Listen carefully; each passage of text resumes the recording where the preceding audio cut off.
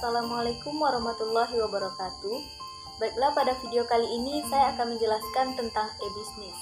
Lebih tepatnya, saya akan menjawab beberapa pertanyaan mengenai e-bisnis sebagai tugas pada mata kuliah e-bisnis di semester 7 ini. Langsung saja ke pertanyaan-pertanyaannya. Pertanyaan-pertanyaan di sini berkaitan dengan why e-bisnis atau mengapa e-bisnis. Pertanyaan pertama, bagaimana kami dapat meningkatkan nilai bagi pelanggan dan mitra bisnis kami? Hal ini bisa dilakukan dengan beberapa cara. Yang pertama yaitu dengan memahami pelanggan, artinya pahami kebutuhan dan keinginan pelanggan. Yang kedua, temukan peluang, artinya melihat kebutuhan dan keinginan apa yang tidak terpenuhi di pasar dan perusahaan harus mampu memenuhi kebutuhan tersebut. Yang ketiga, terus melakukan inovasi. Yang keempat, diferensiasi nyata atau menciptakan perbedaan atau keunikan yang tidak mudah ditiru oleh orang lain. Pertanyaan kedua, bagaimana kita bisa memasuki pasar, produk, layanan baru, menarik perhatian, dan mengurangi risiko bisnis? Di sini, untuk memasuki pasar baru dan menarik perhatian, kita bisa melakukan beberapa cara. Yang pertama, utamakan kualitas produk. Yang kedua, berikan harga yang sesuai. Yang ketiga, perluas jaringan distribusi barang. Untuk mengurangi risiko bisnis, maka kita juga bisa melakukan beberapa hal. Yang pertama, lakukan riset sebelum memulai sebuah bisnis. Yang kedua, jalankan bisnis sesuai dengan keahlian yang kita miliki. Yang ketiga, carilah informasi mengenai kunci kesuksesan. Yang keempat, cari informasi tentang prospek bisnis tersebut sebelum mengambil sebuah resiko. Lanjut ke pertanyaan yang ketiga, yaitu bagaimana kita dapat meningkatkan pendapatan dan profitabilitas. Jawabannya yang pertama dengan menambah produk atau layanan.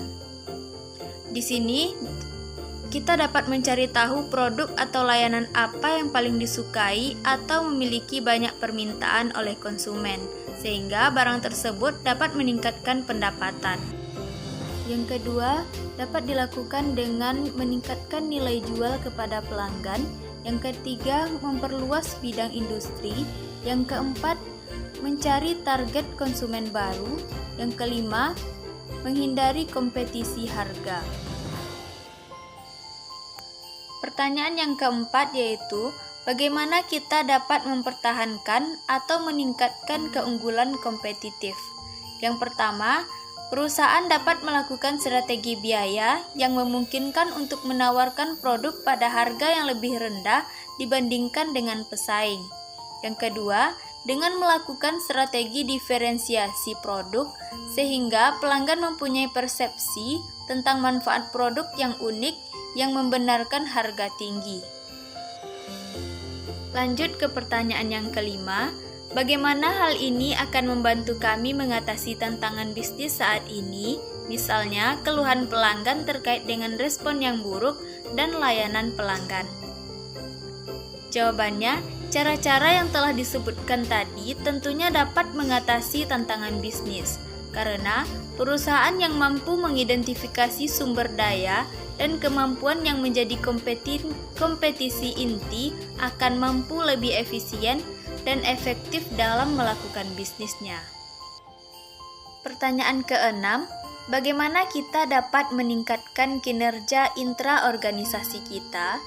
Yang pertama, tetapkan SOP yang jelas agar dapat menjadi acuan untuk karyawan melakukan pekerjaannya. Yang kedua, ciptakan lingkungan kerja yang baik, berupa fasilitas kerja, suasana kerja, keamanan dan kenyamanan dalam bekerja, dan lain-lain. Yang ketiga, memberikan pelatihan atau training. Yang keempat, yakinkan karyawan bahwa mereka bisa. Yang kelima, berikan apresiasi. Pertanyaan yang ketujuh, Bagaimana itu dapat membantu kita menerjemahkan visi perusahaan menjadi kenyataan? Pertanyaan ini berkaitan dengan pertanyaan sebelumnya. Jadi, visi organisasi adalah melihat ke masa depan, kemana perusahaan ingin pergi. Dengan meningkatkan kinerja organisasi, maka secara langsung dapat mengantarkan perusahaan lebih cepat mencapai visinya.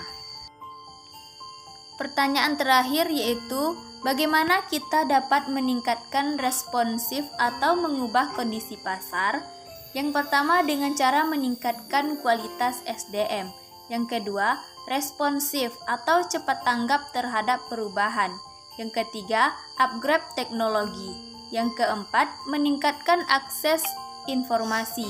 Yang kelima, evaluasi pencapaian target. Demikianlah penyampaian pada video kali ini. Wassalamualaikum warahmatullahi wabarakatuh.